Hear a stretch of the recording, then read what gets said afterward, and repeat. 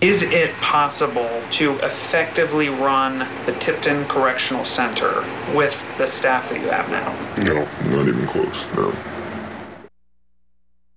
ABC 17 News investigates just how short the state is on corrections officers. Right now, more than 32,000 people are in Missouri prisons, giving the Show Me State the 8th highest incarceration rate in the U.S. Yet the Department of Corrections is facing a dangerous shortage of officers. ABC 17's Joe McLean shows us the effect that's having on Missouri's most secure facilities. Right now, the state of Missouri is short 700 correction officers. That's nearly an eighth of what it would need to be considered fully staffed. I talked to officers who work at Tipton Correctional Center. They say if an emergency or attack were to happen right now, they'd feel helpless. The last few months, we've lost a lot of employees. I mean, a lot. So I pretty much feel like I'm being paid to be hostage.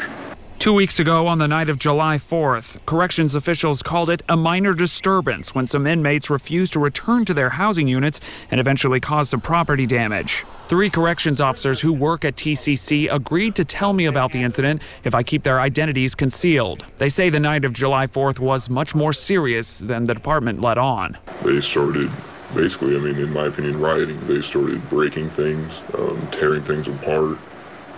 They even got on our intercom system and started yelling things. The officers tell me the housing unit was destroyed by the end, and for the safety of the staff, was evacuated of corrections officers for hours. All 8 in the 2 zones, zone 3 and 4, they were all taken over by the offenders because they were told to evacuate. The officers were told to evacuate the housing units. The resulting modified lockdown status lasted for days and was extended due to the ongoing staffing shortfall. The staffing gets worse every day because people are leaving, and they're leaving in droves. 2 or 3 people come through the academy, well, they quit before they even get out on their post.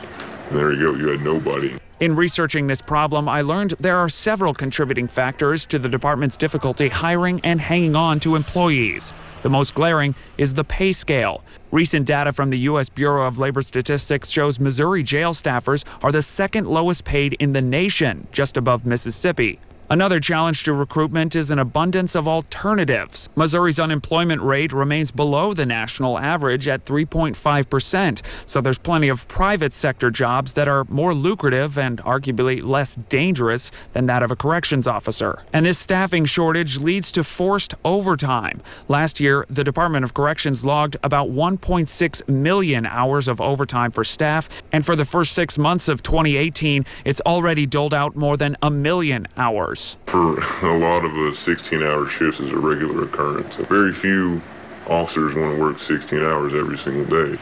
It's to the point where I can realistically expect to get forced to work over every other day, if not every day, sometimes 3 to 4 times a week. State Representative Jim Hansen is a key member of the House Corrections Committee. He was also chair of the subcommittee that investigated the DOC workplace environment in 2017. That's a major issue. Corrections officers having to work back-to-back shifts constantly, and we're short-handed, and it creates a dangerous situation for everybody involved. That dangerous situation is something with which these corrections officers say they're all too familiar. And a lot of times when you're 14 and a half hours into a shift and something happens, like a fight or a medical emergency, it's difficult to respond correctly or on time. A DOC spokesperson tells me there's a list of initiatives that are underway to boost recruitment and retention. Things like digital and social media ad campaigns, recruitment incentives for current staff, and training probation staff to work shifts as custody officers.